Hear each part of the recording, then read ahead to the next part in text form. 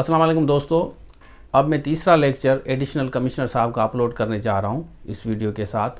और 40 लेक्चर्स आपको मिलेंगे प्रोफेशनल के जो इंस्पेक्टर इनलैंड रेवेन्यू की तैयारी कर रहे हैं। और इसमें 17 लेक्चर्स जो हैं इंग्लिश के कम्प्लीमेंट्री दी जाएंगे आपको। और ये 70% ऑफ है क्योंकि अभी टाइम आप लोगों के पास बहुत कम बचा है। तो ये कोर्स लेने के बाद आई एम श्योर आप आराम से टेस्ट पास कर लेंगे अगर आप ऑनेस्टली इस कोर्स को देखेंगे। 40 लेक्चर, एक लेक्चर 1 घंटे का है आपका। एडिशनल कमिश्नर साहब एक दूसरा बैच भी है, 2 बैचेस हमने किए हैं, तो दोनों बैचेस आपको मिलेंगे। आप ज़रूर इस कोर्स को लें। 40 लेक्चर्स होंगे आपके प्रोफेशनल के। तो फेडरल पब्लिक सर्विस कमीशन ने सिलेबस दिया है उसी के बेसिस पे आपको कोर्स मिलेगा। तो इसमें मैं वीडियो दे रहा हूँ, थर्ड वीडियो, तीसरी वीडियो सर की अपलोड कर रहा हूँ, पूरा लेक्चर अपलोड कर रहा हूँ। और अगर आपको 40 लेक्चर्स चाहिए तो इस नंबर पर रब्ता करके आप ये कोर्स ले सकते हैं। उसके साथ कुछ PDF फाइल भी आपके साथ शेयर की जाएंगी। तो चलिए इसको आप एंजॉय करें।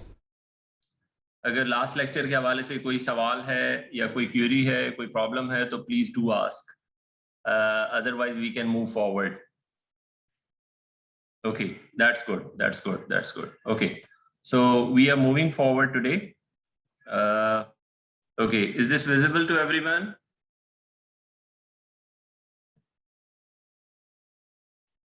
सबको नजर आ रहा है ये?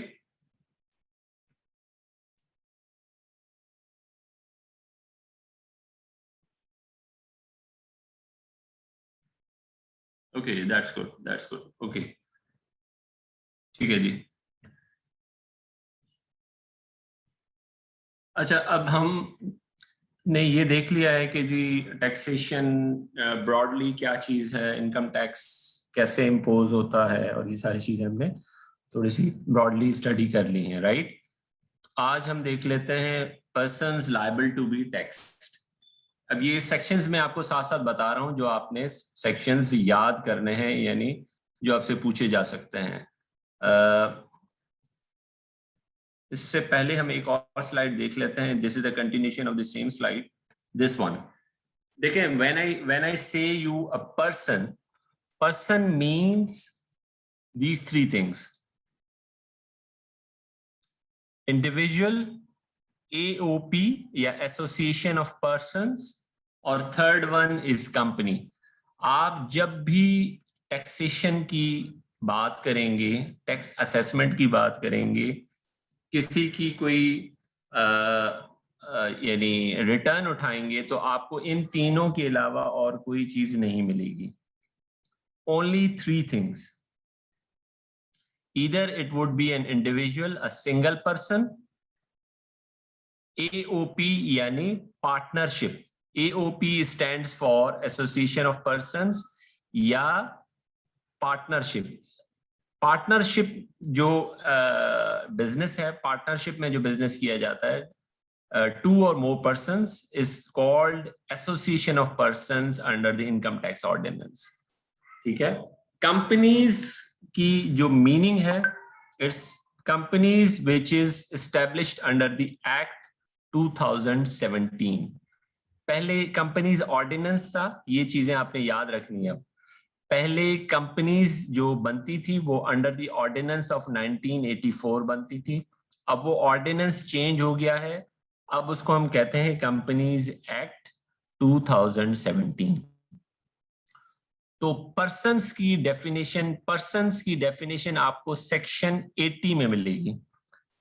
Section 80 of the 80 section 80 of the income tax ordinance 2001। इसमें आपको जब भी आप देखेंगे आपको 3 चीजें नजर आएंगी। Individual means a single person, जिसको हम प्रोप्राइटरशिप भी कहते हैं, प्रोप्राइटर, ठीक है, जिसका यानी बिजनेस का मालिक या बिजनेस का ओनर जो है वो एक सिंगल पर्सन होगा। एसोसिएशन ऑफ पर्संस का मतलब है कि कंपनीज या सॉरी नॉट कंपनी, बिजनेस जो है वो पार्टनरशिप पर बनाया गया है, यानी 2 या 2 से ज्यादा लोग पार्टनर हैं इसके अंदर। अब वो पार्टनर किसी तरह से भी हो सकती है, किसके शेयर्स हो सकते हैं उनके आपस में, यानी कोई 10% है, कोई 20% है, कोई 30% है, कोई 50% है, तो ये डिफरेंट उनकी शेयर्स हो सकते हैं। Companies is established under the companies ordinance. पहले कंपनीज ऑर्डिनेंस था 1984, अब वो चेंज हो गया है कंपनीज एक्ट 2017।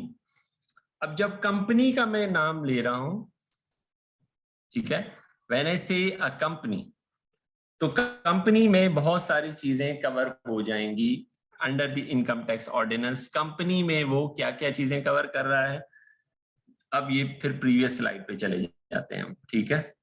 कंपनी में फेडरल गवर्नमेंट भी आ जाती है, कंपनी में फॉरेन गवर्नमेंट भी आ जाती है, कंपनी में political subdivision of foreign government, international organisation भी आ जाएगी, लोकल गवर्नमेंट भी आ जाएगी, कोई ट्रस्ट होगा वो भी कंपनी कहलाएगी, कोई एनपीओ नॉन प्रॉफिट ऑर्गेनाइजेशन होगी वो भी कंपनी कहलाएगी, कोई मुदारबा होगा वो भी कंपनी कहलाएगी। किसी भी तरह की ऑर्गेनाइजेशन जो कि कंपनीज एक्ट 2007 के तहत बनी है वो सब कंपनी की डेफिनेशन में आ जाएंगी, ठीक है। तो हमने क्या समझा अभी तक? 3 पर्सन होते हैं, 3 पर्सन होते हैं। एक इंडिविजुअल होता है, एक इंडिविजुअल होता है जो कि सिंगल पर्सन होता है, यानी प्रोप्राइटरशिप, यानी owner is a single person. AOP means partnership, means business is owned by 2 or 3 persons. Third one is company. Company, an organization which is established under the Companies Act 2017. इसको हम पहले companies ordinance 1984 कहते थे। Companies की definition में federal government, ये सारी चीजें लिखी हुई, federal government, provincial government, foreign government, political subdivision, international organisation, cooperative societies, non profit organisation, NGOs, NPOs, ये सारी चीजें, लोकल गवर्नमेंट, सारी चीजें कंपनी में कवर हो जाती हैं। तो आप जब भी कोई रिटर्न उठाएंगे तो आपको इन 3 के सिवा इंडिविजुअल होगा या पार्टनरशिप होगी या कंपनी होगी, इसके अलावा और कुछ नहीं होगा। Am I clear so far? यहाँ तो कोई सवाल है, कोई चीज ऐसी जो समझ ना आई हो आपको, या कोई क्लैरिफिकेशन चाह रहे हो? Is this clear so far? Persons की डेफिनेशन मैंने आपको बताई है। ऑर्डिनेंस पर्सन सिर्फ 3 कहलाते हैं, जो मैंने आपको, ये सेक्शन नंबर 80 है, 80, ठीक है, इसमें ये सारी डेफिनेशंस लिखी हुई हैं। ओके जी, ठीक है, thank you. Let's move forward. ये हमने देखा है। अच्छा, अब आ जाते हैं टैक्स ईयर पे, ठीक है। टैक्स ईयर क्या चीज है? टैक्स ईयर बेसिकली जब भी आप किसी भी पर्सन की, अब मैं जब भी पर्सन कहूंगा तो आपके जहन में ये चीज आ जानी चाहिए, what do I mean by person. Person का मतलब है ओनली 3 थिंग्स, ठीक है। इंडिविजुअल होगा, या वो एओपी होगी, या वो कंपनी होगी, ठीक है। यहां तक बात समझ आई है? कोई सवाल नहीं? ओके, अब हम आगे बढ़ते हैं। अब टैक्स ईयर क्या कहता है? टैक्स ईयर ये कहता है कि जी income derived by a person in a tax year. देखें, कंपनीज एक्ट 2017 इज इम्प्लीमेंट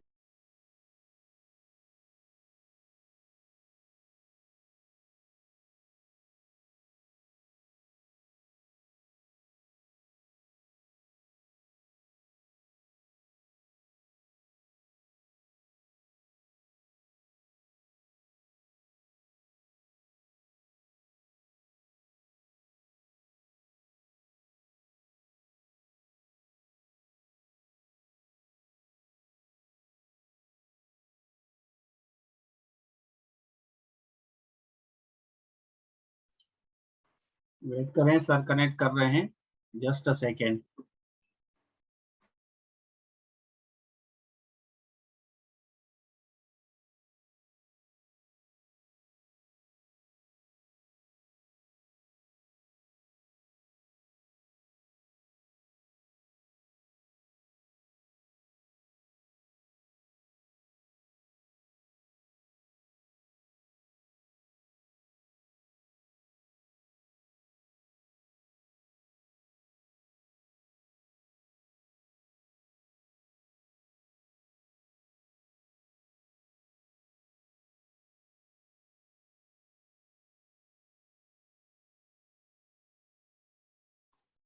मेरी आवाज आ रही है आप लोगों को?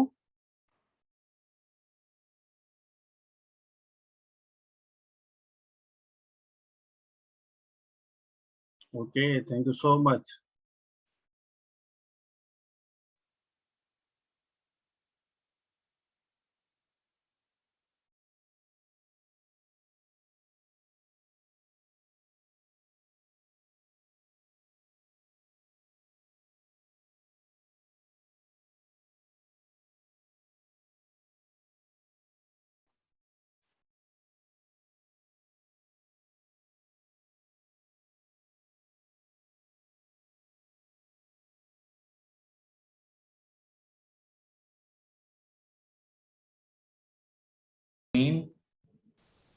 Just give me a minute.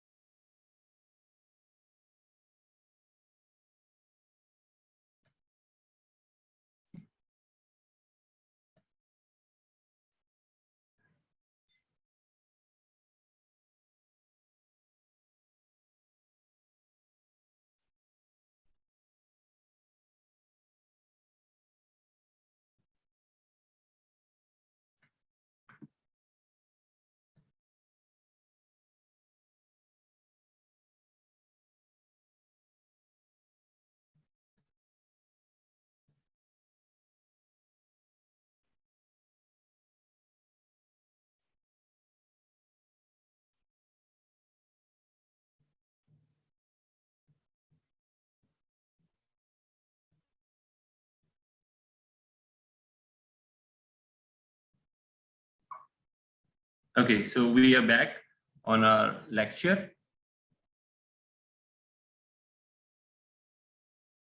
Acha ji. So we had discussed these things. हम डिस्कस कर रहे थे persons को. When I say person, keep in mind, when I say persons, it is always about three things: individuals, AOP, and companies. ठीक है? या individual होगा यानी सिंगल पर्सन होगा, एओपी होगी यानी पार्टनरशिप होगी, या कंपनीज एक्ट जो है वो बेसिकली इम्प्लीमेंट हुआ है जुलाई 2016 यानी फाइनेंशियल ईयर 2017 से. ठीक है?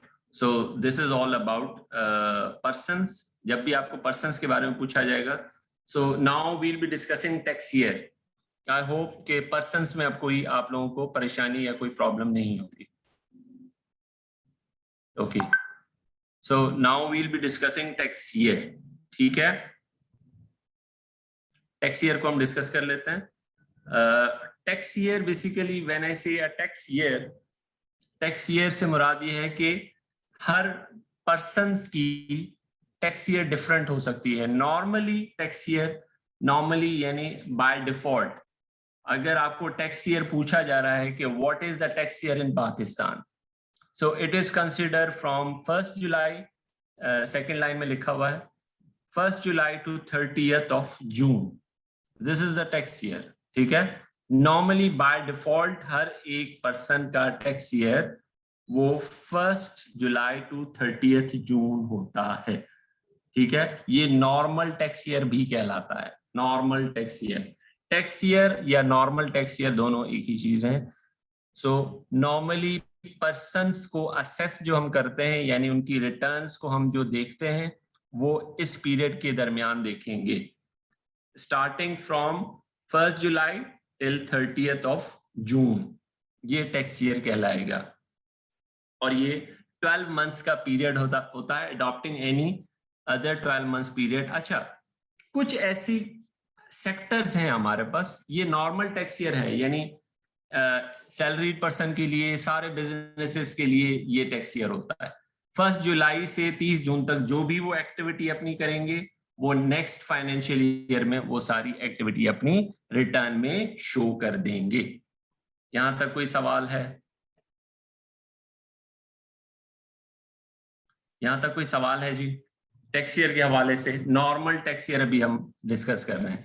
टैक्स ईयर या नॉर्मल टैक्स ईयर एक ही चीज होती है. It starts from 1 July till 30th of June. 12 महीने हो जाते हैं और इसको हम नॉर्मल टैक्स ईयर ये सब पे अप्लाई होता है, हर तरह के बिजनेस पर, हर तरह के सैलरी पर्सन पर, जितने भी पर्सन्स मैंने आपको अभी बताए हैं। सेक्शन 80 में जो मैंने आपको पर्सन्स की डेफिनेशन बताई है, उसमें सारे इसी टैक्स ईयर को फॉलो करते हैं। लेकिन अगर किसी को ये टैक्स ईयर सूट नहीं करता, कुछ ऐसे बिजनेसेस हैं जिनकी क्लोजिंग जो है वो डिफरेंट होती है, फॉर एग्जांपल बैंक्स, ठीक है। यहाँ पे मैंने कुछ बिजनेसेस लिखे हैं, जैसे insurance companies, manufacturing, sugar companies, ठीक है। ये मैंने कुछ यहाँ पे बिजनेसेस लिख दिए हैं आपकी आसानी के लिए। इसके अलावा बैंक्स भी होते हैं, शुगर कंपनीज, जूट कंपनीज, ये सारी मैं आपको दिखा भी देता हूँ। Give me a minute. Okay, so these are 2 are mention. Insurance companies मैंने लिख दिया है, और शुगर मैन्युफैक्चरिंग कंपनीज और बैंक्स होते हैं। इसके अलावा ये वो सेक्टर्स हैं, इनकी क्लोजिंग डिफरेंट होती है। फॉर एग्जांपल बैंक्स जो हैं, ठीक है, आपने ये चीज नोट की होगी, एवरी फाइनेंशियल ईयर यानी 1 जनवरी को हमेशा बैंक्स की छुट्टी होती है। क्यों होती है? ये किसी ने कभी कोई वो किया है, और किया इस बात पे? 1 जन जो होता है, यानी आपका साल जब शुरू होता है, कैलेंडर ईयर की मैं बात कर रहा हूँ, कैलेंडर ईयर जब आपका स्टार्ट होता है 1 जन से, तो उस वक्त बैंक्स की छुट्टी होती है। वो इस वजह से होती है कि they are closing their financial year. Banks का financial year, normal financial year जो मैंने ऊपर लिखा है, नॉर्मल टैक्स ईयर, इससे डिफरेंट होता है। उनकी बिगिनिंग जो है वो 1 जनवरी होती है, और उनकी एंडिंग जो है वो 31 दिसंबर होती है। ठीक है जी 1 जुलाई को भी ऑफ होते हैं और 1 जन को भी ऑफ होते हैं, ठीक है। उसकी 1 जुलाई इस वजह से ऑफ करते हैं कि नॉर्मली गवर्नमेंट का टैक्स ईयर क्लोज हो रहा था, सारे बिजनेसेस का, इस वजह से क्लोज करते हैं। उनकी अपनी क्लोजिंग जो होती है वो 31 दिसंबर को हो जाती है, 1 जन को इस वजह से वो क्लोजिंग कर रहे होते हैं, राइट। सो ये अगर किसी का 1 जुलाई से 30 जून नहीं है, कीप इन माइंड, अगर किसी बिजनेस का 1 जुलाई से 30 जून नहीं है, उसको हम स्पेशल टैक्स ईयर कहेंगे। उसको हम क्या कहेंगे? Special tax year, special tax year कहेंगे। जैसे मैंने आपको अभी बैंक्स की एग्जांपल दी थी,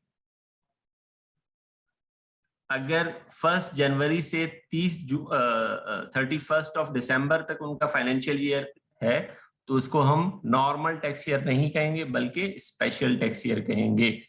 और ये हमेशा इजाजत लेनी पड़ेगी कमिश्नर ऑफ इनकम टैक्स से कि जी मैं स्पेशल टैक्स ईयर अडॉप्ट करना चाह रहा हूँ। कुछ सेक्टर्स हैं जो कि ऑलरेडी डिफाइंड है, जैसे मैंने आपको ये बताया, बैंक है, इंश्योरेंस है, शुगर है। शुगर की जो स्टार्टिंग होती है, ठीक है, शुगर की जो स्टार्टिंग होती है वो 1 अक्टूबर होती है, 1 अक्टूबर टिल 30 सितंबर, ठीक है। ये उनका फाइनेंशियल ईयर होता है, 1 अक्टूबर टिल 30 सितंबर से उनकी क्लोजिंग हो जाती है। So this is there financial year. तो डिफरेंट जो कंपनीज हैं या सेक्टर्स हैं, उनके फाइनेंशियल ईयर डिफरेंट हो सकते हैं। So this is what they are following. तो टैक्स ईयर अगर किसी का नॉर्मल नहीं है, यानी 1 जुलाई से 30 जून नहीं है, तो उसको हम स्पेशल टैक्स ईयर कहेंगे। ये 3 सेक्टर्स जो हैं, इनके अलावा कुछ और सेक्टर्स भी हो सकते हैं, बट मेनली जो डिस्कस होते हैं या फेमस हैं वो यही हैं, इंश्योरेंस है, बैंक्स हैं और शुगर सेक्टर है, ठीक है।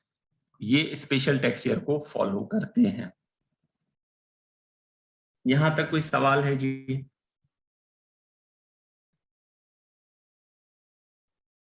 Okay, let's move forward. अच्छा, अब हम थोड़ा सा डिस्कस ये कर लेते हैं कि जो आपका पूरा ऑर्डिनेंस है, ठीक है, जो पूरा इनकम टैक्स ऑर्डिनेंस है उसका स्ट्रक्चर क्या है, क्योंकि ये भी सवाल MCQs में आपसे पूछा गया है, ठीक है। द इनकम टैक्स ऑर्डिनेंस, अच्छा अब पहले ये समझ लें कि ऑर्डिनेंस और एक्ट में क्या फर्क होता है। Let me see if there is any question.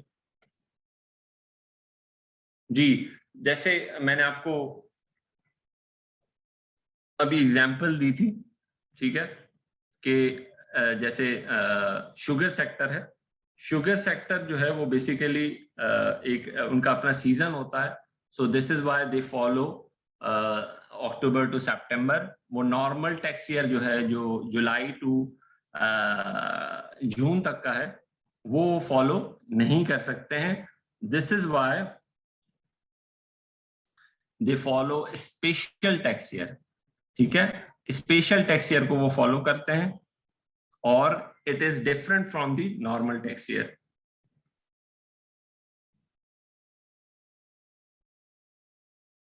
अच्छा अच्छा, ये जो और क्या सवाल है आपका? Okay, transitional tax year. अच्छा, ट्रांजिशनल टैक्स ईयर थोड़ा सा it's bit different. Transitional tax year जो है ना, वो बेसिकली ये होता है कि जो नॉर्मल टैक्स ईयर और ट्रांजिशनल यानी स्पेशल टैक्स ईयर का जो गैप होता है, उसको हम ट्रांजिशनल टैक्स ईयर कहते हैं, ठीक है। For example, normal tax year जो है वो ये समझ लें कि वो है अपना जून, जुलाई टू 1 जुलाई टू 30 जून है, ठीक है। बट जो ट्रांजिशनल टैक्स ईयर है, यानी फॉर एग्जांपल अगर किसी का सितंबर से स्टार्ट हो रहा है, अक्टूबर से स्टार्ट हो रहा है, तो डिफरेंस जो है इट इज कॉल्ड ट्रांजिशन, यानी वो नॉर्मल से हटकर एक स्पेशल टैक्स ईयर की तरफ गया है और उसका जो गैप है वो ट्रांजिशनल टैक्स ईयर कहलाएगा।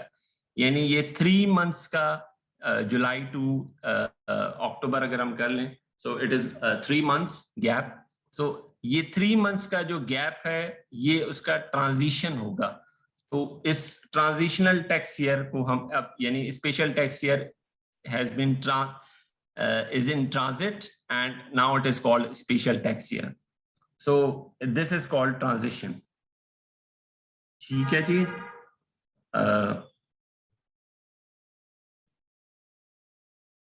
अच्छा जी, अच्छा और कोई सवाल नहीं है, ओके लेट्स मूव फॉरवर्ड। अच्छा, अब आपका ऑर्डिनेंस जो है उसकी थोड़ी सी मैं आपको स्ट्रक्चर बता दूं। सबसे पहले ये समझ लें कि ऑर्डिनेंस और एक्ट में क्या फर्क है, ये भी आपसे पूछा गया है एमसीक्यूज में। देखें, जब भी कोई यानी जो बायलैटरल आपका लेजिस्लेचर है, यानी कौमी असेंबली और सेनेट, ठीक है, कौमी असेंबली और सेनेट, ठीक है जी, ये मैं यही बताने लगा हूं। कौमी असेंबली और सेनेट यानी दोनों जो लेजिस्लेचर हैं या दोनों जो ऐवान हैं उसको पास करेंगे अगर किसी लॉ को, तो वो एक्ट कहलाएगा, ठीक है। लेकिन अगर in case of any emergency या बहुत ज्यादा आपको यानी अर्जेंसी है, तो प्रेसिडेंट ऑफ पाकिस्तान के पास ये पावर्स होती हैं कि वो किसी भी लॉ को पास कर सकता है बाय इशूइंग एन ऑर्डिनेंस, ठीक है। प्रेसिडेंट ऑफ पाकिस्तान के पास ये पावर्स है कि अगर कौमी असेंबली या सेनेट इस वक्त उनका इजलास नहीं हो रहा या बहुत अर्जेंसी है और पास करवाने में टाइम लगेगा, तो उस सूरत में प्रेसिडेंट ऑफ पाकिस्तान अपनी पावर को इस्तेमाल करते हुए एक ऑर्डिनेंस इशू कर सकते हैं। लेकिन ये ऑर्डिनेंस 90 डेज में पास हो जाना चाहिए फ्रॉम दी बाइकैमरल लेजिस्लेचर, ठीक है। सो ये ऑर्डिनेंस और उसका डिफरेंस है, ठीक है। अच्छा, अब इसका स्ट्रक्चर जरा देख लेते हैं, ठीक है। तो ऑर्डिनेंस और एक्ट में आई बिलीव कि कोई डिफरेंस अब समझ आ गया होगा कि ऑर्डिनेंस क्या है और एक्ट क्या है। एक्ट वो होगा जो दोनों लेजिस्लेचर यानी कौमी असेंबली और सेनेट से पास होगा। ऑर्डिनेंस वो होगा जो प्रेसिडेंट इशू करेगा। लेकिन अब ये इनकम टैक्स ऑर्डिनेंस नहीं है, ये एक्ट बन चुका है, ठीक है। ये एक्ट बन चुका है, लेकिन चूंकि ये शुरू में ऑर्डिनेंस इशू हुआ था, इस वजह से अभी तक उसका नाम ऑर्डिनेंस चल रहा है। Although it has become an act, but ये ऑर्डिनेंस चूंकि शुरू में इशू हुआ था, तो वो अभी तक उसका नाम ऑर्डिनेंस ही चल रहा है। Got my point? कोई सवाल है यहाँ तक, कोई इशू? ओके, अब आ जाते हैं कि ऑर्डिनेंस की जो वो है ओवरऑल फ्रेमिंग है या स्ट्रक्चर है, वो क्या है। सबसे पहले ये देख लेते हैं कि ओवरऑल आपका जो ऑर्डिनेंस है, इसमें 241 सेक्शंस थे। अब ये याद रख लीजिएगा, 241 सेक्शंस थे, यानी जो 2016 तक आपका जो सिलेबस है, जो कि आपका बताया गया है, उसमें 241 थे। अब ये 242 हो गए हैं। मैं आपको साथ साथ अपडेट करता रहूंगा। पहले ये 241 सेक्शन थे, अब 242 हैं। अभी रिसेंटली 242 सेक्शंस हैं इनकम टैक्स ऑर्डिनेंस में, पहले 241 थे। तो आपसे जो पूछा जाएगा वो नॉर्मली 2016 तक ही पूछा जाएगा, तो आपने 241 लिखना होगा। ठीक है। शेड्यूल जो है वो उस वक्त 8 शेड्यूल थे। 8 शेड्यूल। शेड्यूल क्या चीज है हम बाद में आ जाएंगे। फिलहाल आप इतना याद रख लें कि शेड्यूल में बेसिकली रेट्स होते हैं। जब भी आप देखेंगे कि जी फिलहाल चीज का टैक्स रेट क्या है, वो शेड्यूल में आपको मिलेगा। आप मुख्तलिफ चीजों के मुख्तलिफ रेट्स, टैक्स रेट होते हैं ना, कि जी इस पे 5% लगना है, इस पे 10% लगना है, इस पे 15% लगना है, इसमें 20% लगना है। तो ये रेट्स कहाँ लिखे होंगे? ये शेड्यूल में लिखे हुए होते हैं। ठीक है। या कुछ डिफरेंट और चीजें भी होती है, वो हम आगे चल के डिस्कस कर लेंगे। फिलहाल आपने ये याद रखना है कि इनकम टैक्स ऑर्डिनेंस में 241 सेक्शंस थे, अब ये 242 हो गए हैं। और शेड्यूल 8 थे पहले, अब ये 14 हो गए हैं, 14। ठीक है। पहले ये 8 शेड्यूल थे, अब ये 14 शेड्यूल हो गए हैं। राइट जी। अब आपको नॉर्मली जो पूछा जाएगा वो 2016 के बारे में ही पूछा जाएगा, तो वो आपने 8 ही जो आपको चॉइसेस दी जाएंगी, उसमें आपने देख लेना है कि 8 शेड्यूल आपने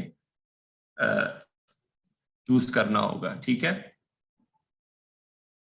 अच्छा, ऑर्डिनेंस के साथ या एक्ट के साथ या लॉ के साथ रूल्स भी होते हैं। ठीक है। These are basically you can से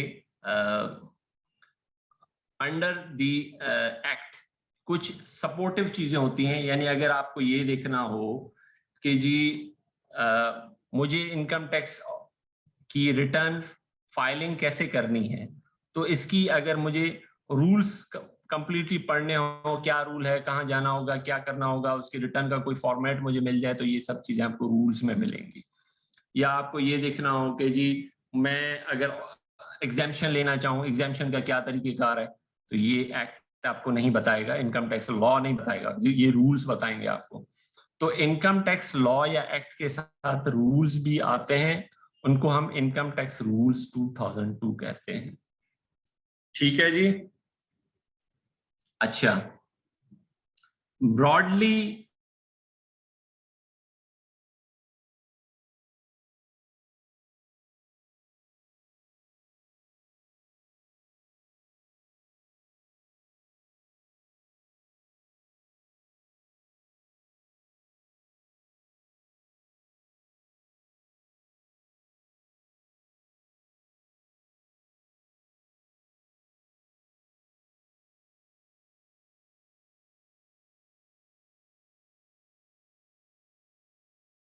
again, I think there's some problem in our connection, so it's getting us disturbed. So हम ये डिस्कस कर रहे थे कि जी what is actually, so let's share it again.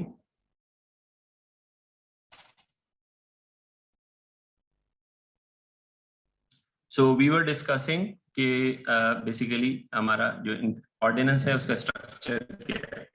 हमने ये डिस्कस किया है कि we have 241 sections in till 2016, अभी ये 242 हो गए हैं। और शेड्यूल जो है वो पहले 8 थे 2016 तक, और अब ये 14 शेड्यूल हो गए हैं, कीप इन माइंड। ठीक है जी। रूल्स जो हैं वो आपके इट्स सबसर्विएंट यानी सपोर्टिव टू दी लॉ। जो इनकम टैक्स ऑर्डिनेंस का लॉ है उसके साथ सपोर्टिव इनकम टैक्स रूल्स आते हैं, इनको हम इनकम टैक्स रूल्स 2002 कहते हैं। अच्छा, अब हम आ जाते हैं ब्रॉडली, पूरे लॉ को दो कैटेगरीज में डिवाइड कर सकते हैं। ब्रॉडली जो लॉ है इनकम टैक्स का, उसको दो कैटेगरीज में या दो सेक्शंस में, हम सेक्शंस कह लें, दो सेक्शंस में डिवाइड कर सकते हैं, charging section and administrative provisions. अभी आगे चल के क्लियर हो जाएगा चार्जिंग और प्रोविजंस, और फर्दर हम इसको ब्रेक डाउन कर लेते हैं। चार्जिंग सेक्शन नॉर्मली ले the principle as how the income, अच्छा, नॉर्मली चार्जिंग सेक्शन जो है वो ये बता रहा होता है कि टैक्स लगना कैसे है, क्या तरीकेकार है, इसको compute all about taxation, charge कैसे करना है, टैक्स लगाना कैसे है। It's starts from section 4 to 113, section 4 of income tax ordinance till 113C of the income tax ordinance. ठीक है, इन सारे सेक्शंस में आपको चार्जिंग मिलेगी, यानी टैक्स कैसे लगाना है, रेट क्या है, कैलकुलेशन कैसे होगी, ये चार्जिंग सेक्शन कहलाते हैं। यहां तक कोई सवाल है? सेक्शन 4 से स्टार्ट हो रहा है और 113C तक जा रहा है। अब इसकी फर्दर ब्रेकडाउन ये है, ये क्लियर ब्रेकडाउन है, यानी चार्ज ऑफ टैक्स के बारे में आपको सेक्शन 4 से 8 तक पता है। जो इनकम टैक्स ऑर्डिनेंस है सेक्शन 4 से 8 आपको चार्ज ऑफ टैक्स के बारे में बता रहा है कि क्या क्या टैक्स लगना है, कैसे लगना है। टैक्सेबल इनकम के बारे में डिस्कस किया गया है सेक्शन 9 से 65E तक। ये सिर्फ आपने याद करने हैं, इसमें कोई चीज ऐसी नहीं है कि कोई ऐसी चीज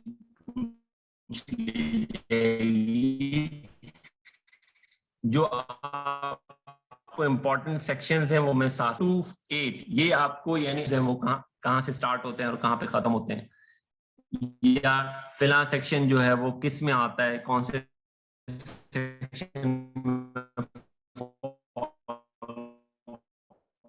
करता है। तो आपने ये सिर्फ इसकी जो सेक्शंस की डिवीजन है वो याद रख लेनी है। Tax common rules of income section 66 से 79 तक, सेक्शन 80 से 98C तक पर्सन्स को जो अभी हमने डिस्कस किया था, ये पर्सन्स ही डिस्कस हो रहे हैं, इसमें डिफरेंट इसकी डिटेल्स हैं। इंडस्ट्रीज या जो डिफरेंट सेक्टर्स डिफाइंड हुए हैं वो सेक्शन 99 से 100C तक है। इंटरनेशनल टैक्सेशन यानी फॉरेन कंपनीज को कैसे टैक्स करना है वो 101 से 107, जो अवॉइडेंस की वो है, वो सारी चीजें आपको 108 से वो हम अभी आएंगे कि मिनिमम टैक्स क्या चीज है, इसमें अभी कोई घबराने की चीज नहीं है। Okay, so is my voice clear now? Voice clear है जी? अब सबको आवाज ठीक आ रही है? Please let me know, because there is some issue in my connection, so I'm trying my best.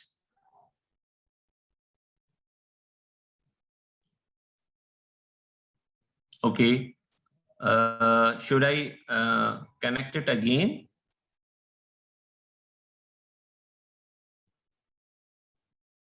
Okay, is it okay now? हाँ sir ठीक है, थोड़ा बहुत है इशू, लेकिन आप, मैं समझ रहा हूँ, कंटिन्यू करें sir. Thank you sir. Okay, अच्छा जी, तो we were discussing कि जी जो डिवीजन है, इन ओवरऑल स्ट्रक्चर है इनकम टैक्स ऑर्डिनेंस का वो कैसे है। सो एंटी अवॉइडेंस जो है इट्स from 108 to 112 में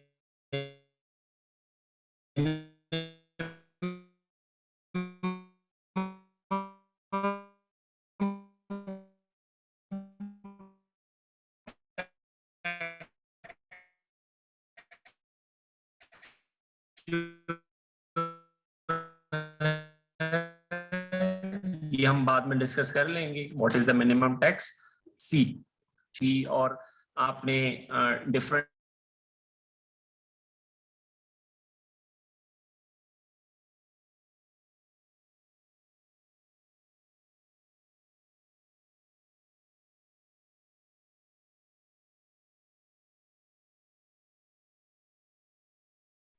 we are connected again.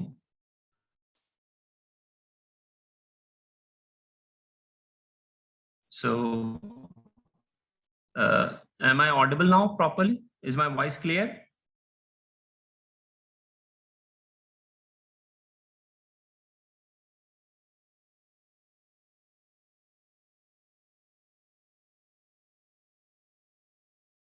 Am I audible to everyone?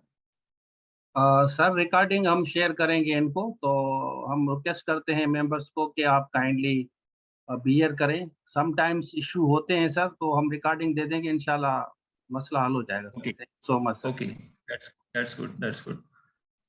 Okay, let's share the screen again. Okay, so we are again back to our lecture. So we were discussing these divisions of our income tax ordinance. Procedure है, procedure जो है वो 114 से 2006 है। Procedures में basically ये बताया जाए कि रिटर्न्स कैसे, क्या चीज है, रिटर्न कैसे फाइल करनी है, वेल्थ स्टेटमेंट क्या चीज है, ठीक है। और बेसिकली आपको ये बताया गया है कि जी कहाँ कहाँ पे आपने अपील करनी होती है, अपील के कौन से फोरम्स हैं, ये सारी चीजें प्रोसीजर्स में है। एडमिनिस्ट्रेशन 207 से 231 तक है।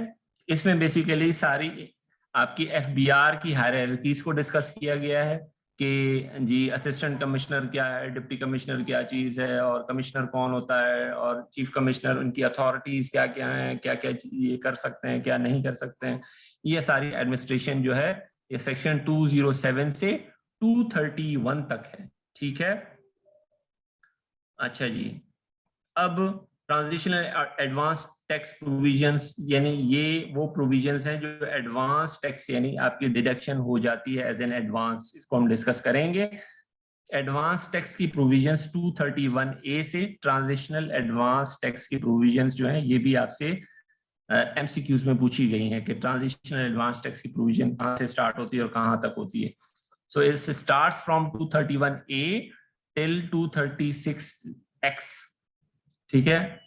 मिसलेनियस, अब ये आगे जो है ये कुछ बाद में चीजें डाली गई हैं 237 से 241 तक, ये हम बाद में डिस्कस कर लेंगे कि मिसलेनियस में क्या क्या चीजें हैं, राइट। यहाँ स्ट्रक्चर में कोई किसी को इशू, ये स्ट्रक्चर आपने सारा, सिर्फ आपने इनकी डिवीजन याद कर लेनी कि यानी प्रोसीजर, मैं आपसे कहूँ कि प्रोसीजर को सेक्शन कहाँ से स्टार्ट होता है कहाँ तक है, तो ये आपको पता होना चाहिए। जो स्पेसिफिक सेक्शन है वो खास खास आपसे कहीं कहीं पूछे गए हैं, जैसे मैंने आपको अभी कुछ बता रहा हूँ, साथ साथ आपको पर्सन्स का मैंने आपको बताया था, टैक्स ईयर का बताया आपको, ठीक है। टैक्स ईयर का 74 है सेक्शन, टैक्स ईयर जो है वो 74 है सेक्शन, इसको साथ साथ लिखते जाएं अगर नोट कर रहे हैं तो, ठीक है जी। यहां तक कोई सवाल है, कोई क्यूरी है, कोई मसला, कोई दुश्वारी? अच्छा, अब ये एक टैक्स अथॉरिटीज की जुरिसडिक्शन है, ये मैंने आपको सिर्फ इस वजह से बता दी है कि ये आपसे कहीं ये एक आध जगह पे पूछी गई है चीज, ठीक है। कि बेसिकली आपकी जो एफबीआर है, एफबीआर के इस वक्त करंट चेयरमैन जो है वो डॉक्टर मोहम्मद अशफाक अहमद हैं। ये सवाल पूछा गया है कि करंट चेयरमैन कौन है। ओके, अच्छा, रेजिडेंशियल स्टेटस का आगे है हमारे पास, so don't worry, residential status में आपको बता दूंगा। रेजिडेंट और नॉन रेजिडेंट की जो वो क्लैरिफिकेशन है वो आ जाएगी, nothing to worry about. Resident का सारा अलग से सेक्शन है, वो हम डिस्कस कर लेंगे, तो उसमें परेशान होने की जरूरत नहीं है आपको, ठीक है जी। So just keep in mind कि एफबीआर के करंट चेयरमैन उसको हम सेक्रेटरी रेवेन्यू डिवीजन भी कहते हैं। वो डॉक्टर मोहम्मद अशफाक अहमद साहब हैं इस वक्त। और जो आपके पास मेंबर्स होते हैं उनमें एक ऑपरेशनल मेंबर हो, कुछ ऑपरेशनल मेंबर्स हैं, कुछ सपोर्ट मेंबर्स हैं, कुछ फंक्शनल मेंबर्स हैं और कुछ डायरेक्टर जनरल्स हैं। ऑपरेशनल मेंबर्स में 2 आते हैं, मेंबर आईआर ऑपरेशंस, ये लिख लें, ठीक है। ऑपरेशनल मेंबर्स में 2 सिर्फ मेंबर होते हैं, member IR operations, member IR policy, ठीक है जी। Member IR operations, member IR policy, ये ऑपरेशनल मेंबर्स होते हैं। इसके अलावा जितने भी मेंबर्स हैं, मेंबर आईटी होता है, मेंबर एचआर होता है, और मेंबर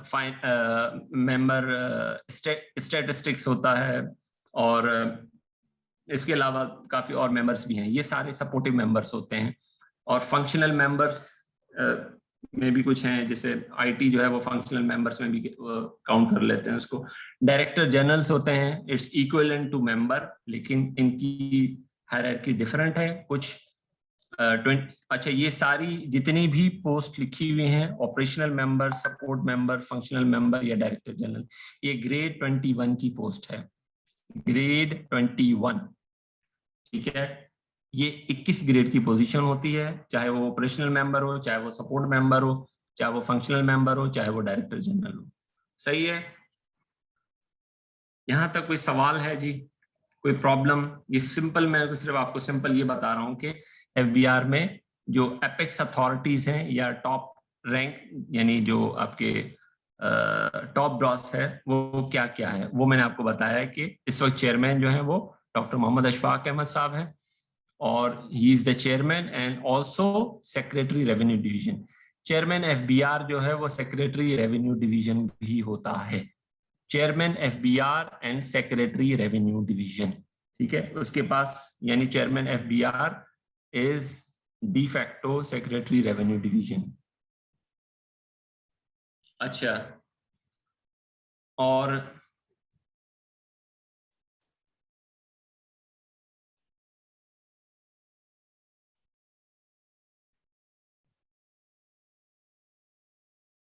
नहीं जी, मेंबर 22 में नहीं होता, मेंबर एफबीआर 21 में होता है, 22 का भी हो सकता है, ठीक है।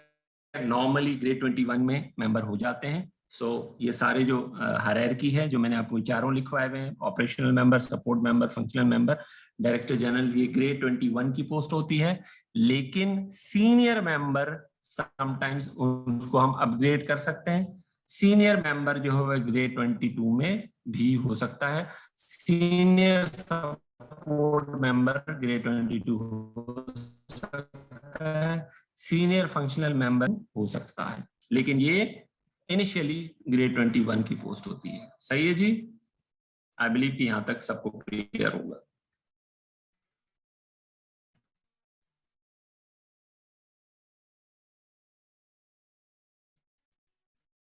अच्छा, अब ये देख लें, कमिश्नर्स, चीफ कमिश्नर्स जो होते हैं वो बेसिकली आपके जितने भी आरटीओज आपने सुना होगा, regional tax offices, regional tax offices, ये पूरे कंट्री में आपको मिलेंगे। इनके हेड जो होते हैं वो चीफ कमिश्नर्स होते हैं। ईच रीजनल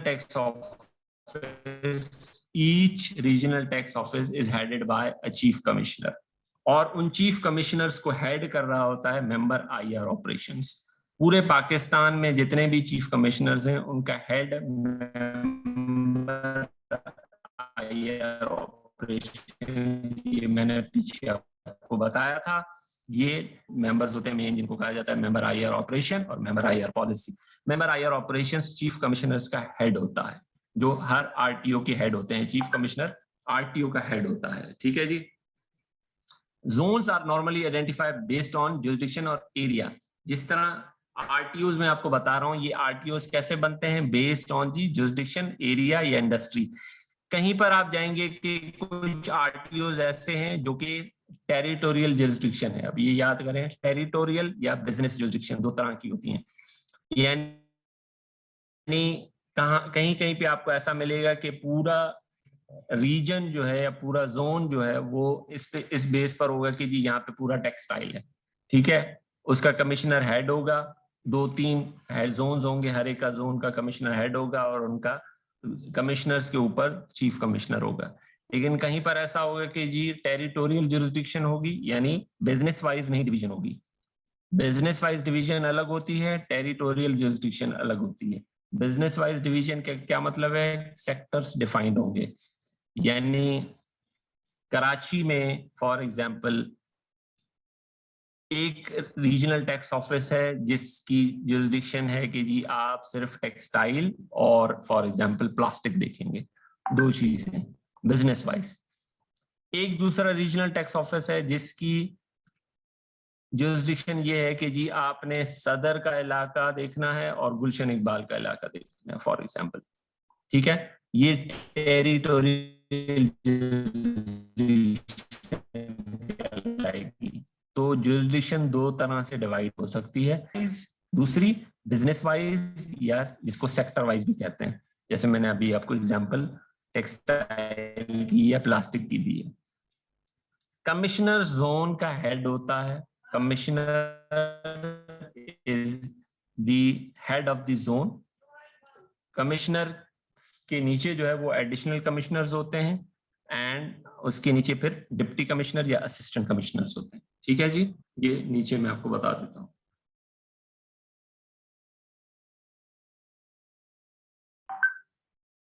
अच्छा, we are about to like additional commissioners, deputy commissioners and assistant commissioners, ठीक है।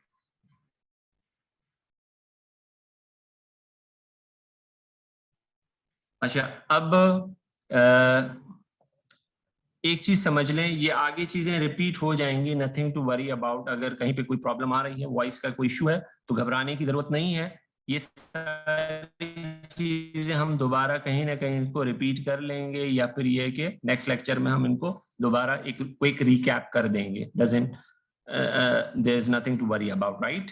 सो कमिश्नर्स के नीचे एडिशनल कमिश्नर होता है, उनके नीचे डिप्टी कमिश्नर्स होते हैं और फिर असिस्टेंट कमिश्नर्स होते हैं और आगे हायरार्की होती है, ठीक है। अच्छा जी, जब भी आपके कोई ऑर्डर आप पास करेंगे, यानी कमिश्नर या उसका कोई ऑफिसर कोई ऑर्डर पास करेगा, तो उसके अगेंस्ट अपील कर सकते हैं आप। यानी हर ऑर्डर आपके खिलाफ, फॉर एग्जांपल आप पे कोई टैक्स लगा दिया किसी ऑफिसर ने, ठीक है। अब अगर टैक्स लग गया तो उसकी रिलीफ आप कैसे लेंगे, कहाँ जाएंगे? तो उसके लिए पहला लेवल है वो है कमिश्नर अपील्स का। Commissioner appeal is the first level of appeal, जहां पे टैक्स पेयर जा सकता है। एग्जाम्पल, कमिश्नर अपील ने कहा कि ये नहीं, जो ऑर्डर हुआ है वो सही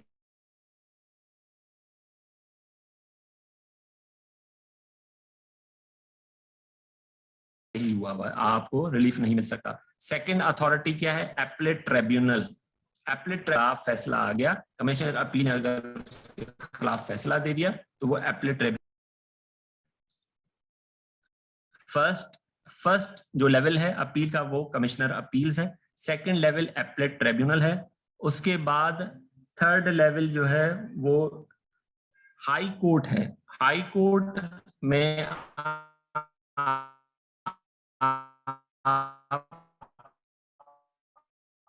अब ये डिस्कस मैं बाद में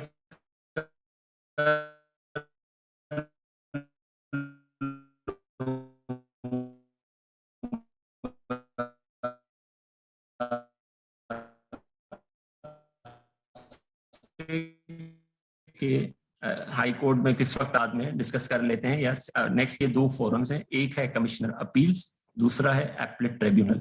जब ये खत्म हो गया, अब आपने लेट्स से कि आपके खिलाफ एपलेट ट्रिब्यूनल ने भी आपके खिलाफ फैसला दे दिया, यानी आप टैक्स पेयर हैं, आपके खिलाफ फैसला आ गया। एपलेट ट्रिब्यूनल ने कहा नहीं, जिस जो ऑफिसर कह रहा है वो सही है, ऑर्डर बिल्कुल सही पास हुआ है, तो आप तीसरा आपके पास जो फोरम है वो हाई कोर्ट है। हाई कोर्ट में भी अगर बात नहीं बनती तो फिर आप सुप्रीम कोर्ट में भी जा सकते हैं, ठीक है। ये आपके पास रिलीफ के फोरम्स मौजूद हैं, यानी जहां से आपको रिलीफ मिल सकता है अगेंस्ट एनी टैक्स ऑर्डर, सही है। अच्छा जी, अब उसके बाद 2 छोटे से कॉन्सेप्ट हैं, देन वी आर डन। एक है alternate dispute resolution. Alternate dispute resolution जो है वो बेसिकली एफबीआर ने एक कमेटी बनाई हुई है। एफबीआर ने एक कमेटी कॉन्स्टिट्यूट की है। इस कमेटी में बिजनेसमैन भी होते हैं, कुछ एफबीआर के ऑफिसर्स, हाई रैंक ऑफिसर जो हैं वो मौजूद हैं, और कुछ दूसरे डिपार्टमेंट्स के लोग भी होते हैं, और कुछ बिजनेस कम्युनिटी होती है। इनको मिला के एक कमेटी बनाई गई जिसका काम ये है, अगर टैक्स पेयर खुद चाहे तो वो एडीआर के पास जा सकता है, यानी एक जिरगा टाइप ये समझ लें।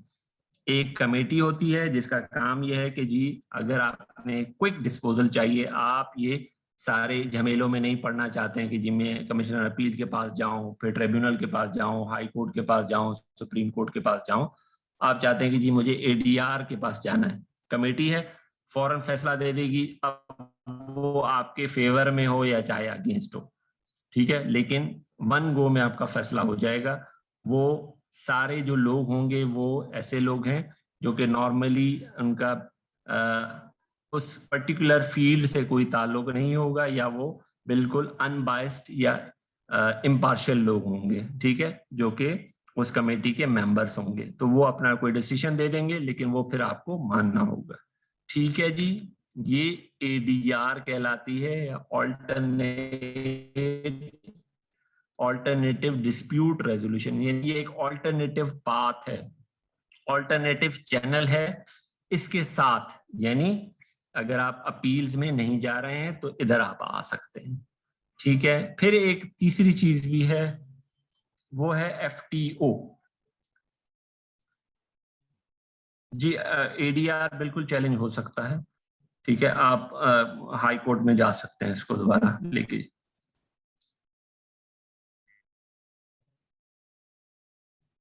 नहीं जी, एडीआर प्रैक्टिस में है, बिल्कुल बनी हुई है कमेटी। हाँ, ये बात आपकी बात सही है कि एडीआर में नॉर्मली लोग जाते बहुत कम हैं, यानी वो इतनी प्रोएक्टिव नहीं है, लेकिन ये कॉन्स्टिट्यूटेड कमेटी है, ठीक है जी।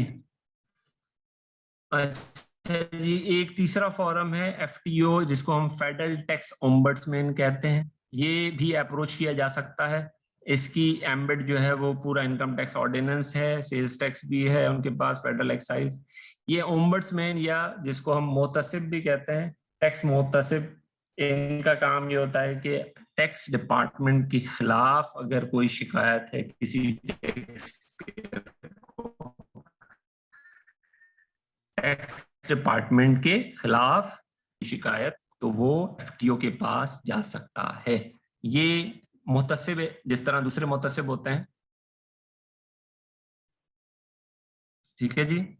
ये आप एफटीओ भी एक फोरम है, यानी आप मुहतसिब के पास जा सकते हैं कि जी मुझे ये शिकायत है डिपार्टमेंट से, इन्होंने मेरी मुझसे ये ज्यादती की है, तो आप काइंडली मुझे रिलीफ दिलवा दें। तो आप ये थर्ड फोरम यूज कर सकते हैं। इसकी चंद चीजें होंगी वो मैं आपको बाद में बता दूंगा। सो this is all about for today, और हम इस लेक्चर को दोबारा क्विक रिकैप नेक्स्ट क्लास में करेंगे। सो अगर कहीं कनेक्शन कोई प्रॉब्लम है, कोई चीज समझ ना आई हो, तो please note it down. we'll do the recap and we'll be moving for next lecture in our next class, ठीक है। so यहाँ तक अगर कोई इशू हो तो काइंडली आप अपने लेक्चर जो क्यूरीज हैं या प्रॉब्लम्स हैं उनको नोट करके रखें, और हम इसको नेक्स्ट क्लास में डिस्कस कर लेंगे। Hope there is no question, and we are done with our class, and sorry for the disturbance during the class। हमारे एक दो मरतबा जो डिस्कनेक्शन हुआ है because of some disturbance in the internet connection, so we'll do it, we'll have a recap again and we'll be moving to our next lecture. So thank you, and see you next. Allah Hafiz.